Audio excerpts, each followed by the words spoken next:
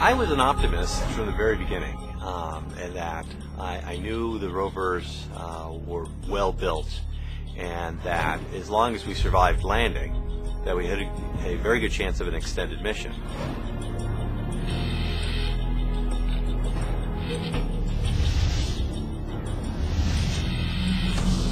For Opportunity, things went well from the very beginning.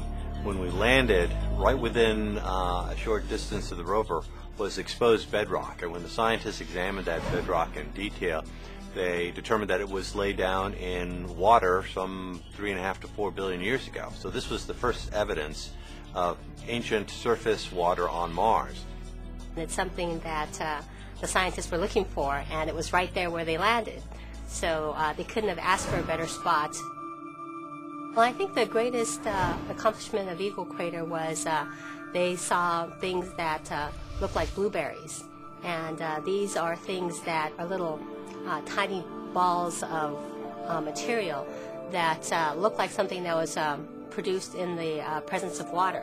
And so this was one of the first indications that there had been water on Mars in the past. And so I think that was one of the greatest accomplishments. Craters are great for the geologists because they're like time tunnels. They're big holes in the ground, and by going down into the crater, you're essentially going back in time because you know the older rocks are towards the bottom.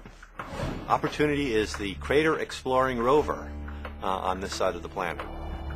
Endurance was exciting because this is the first big crater we had entered. That's something we never thought we would ever do with a rover because it was considered too dangerous.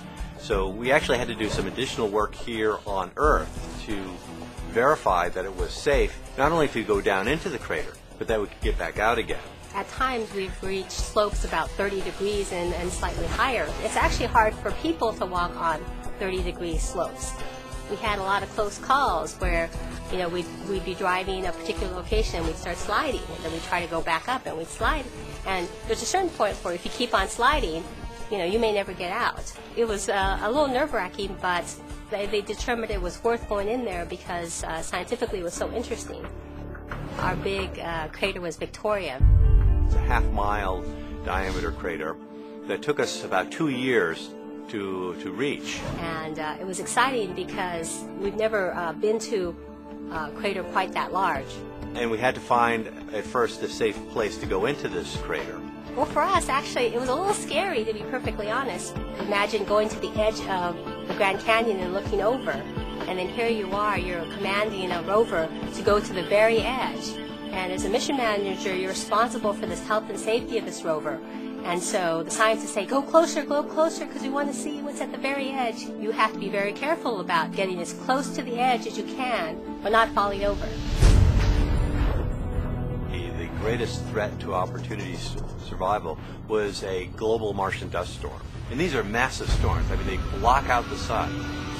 It was quite a surprise because, you know, we hadn't seen anything of that magnitude before. And so it was very stressful at that time, and that was actually right before we started our ingress into Victoria Crater. That was very scary because during that period, you know, the cloud got very dark, and since we're a solar-powered vehicle, our power got very low. So there was about a 2-week period where it was touch and go every day, and we didn't know whether we'd come in the next day and the rover would still be there. But it rode out the storm, it got through it, the skies cleared, and the rover was fine.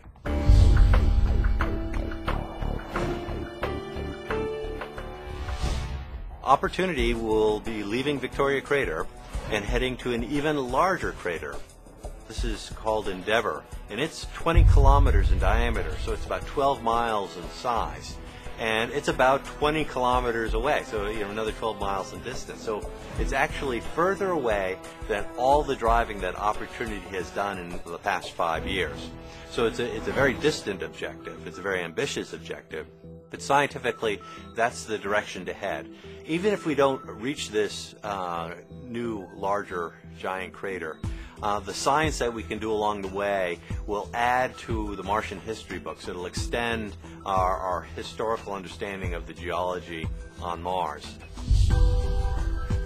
I think the great contribution that these rovers have made is that they have made Mars a familiar place. The images that we take are taken very much with a human perspective because the cameras on the rover are right up about eye level for a person standing on Mars.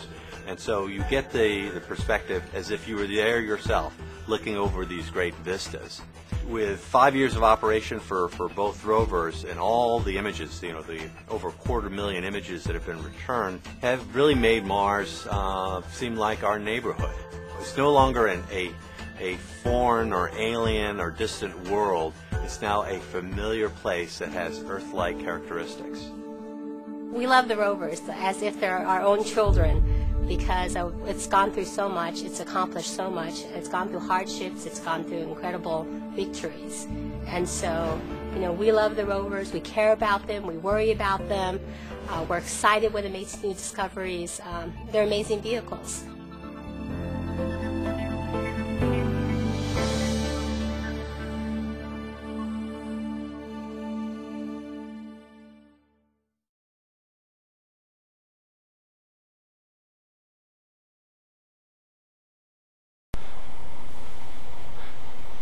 Greetings everyone, my name is Errol and this is Planetary Television. Today is April 14th, 2009. I'm coming to you with a special 5th year anniversary update for the Mars exploration rovers.